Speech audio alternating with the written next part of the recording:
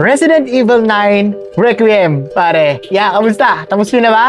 Pag-usapan na natin kasi na-platinum ko na kanina. Para malinaw, non-spoiler muna to na video para tapusin ng mga hindi pa nakalaro. Okay lang, no? Kwentuhan ko lang kayo ng bahagya. Pare, lupet, no? Sobrang balanse yung horror at action gameplay. Kasi I think this is what they are trying to do with Resident Evil 6 and dito I think nagawa na nila. Nung naging ma-action si Leon versus sa nangyari sa Resident Evil 6, dito wala nagreklamo eh. Pare, wala akong nakitang nagreklamo online na sobrang ma-action na naman yung Resident Evil 9, di ba? And ako, pare, no, in my opinion, it makes sense, pare, kasi veterano na si Leon sa loob ng Resident Evil eh, di ba? Sa Raccoon City. So, it makes sense na hindi na siya takot.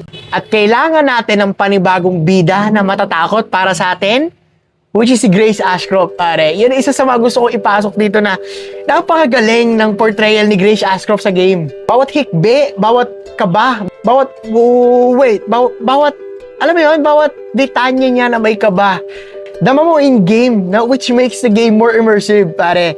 Kay Angela St. Albano na voice actor at motion capture actor nito ni Grace Ashcroft, sobrang saludo, no? Ang galing mo. Lalo na dun sa first part na hindi mo alam kung ano nangyayari. At every time matatakot tayo, papunta sa gitna, pare, kapag gagamitin na natin mismo si Uncle Leon, wala, tol.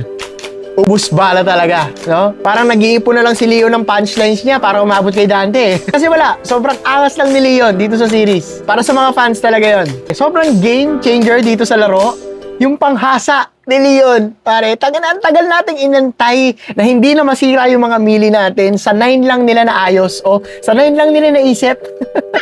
At hindi lang siya basta nostalgia bait kasi it makes sense na bumalik si Leon sa RPD. Kasi may mas malalim pala na kwento kung bakit pinasabog yung Raccoon City, pare.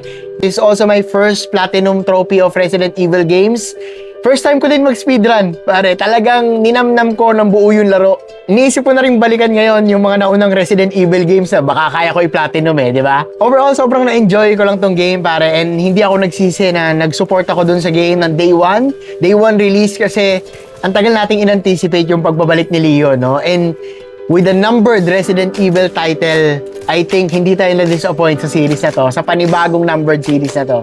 Meron din kaming ginawang podcast just right after kung matapos yung mismong story ng game. So, tatlo kami dyan, pinag-usapan natin ang bugbugan, 3 oras yung napakagandang laro na yan. Kung interesado kayo, pakinggan nyo kung gusto nyo, no? Pag-usapan naman natin yung mga spoiler part sa susunod na video, mga tol. Kasi mahaba-habang kwentuhan to, mga tol. Goods!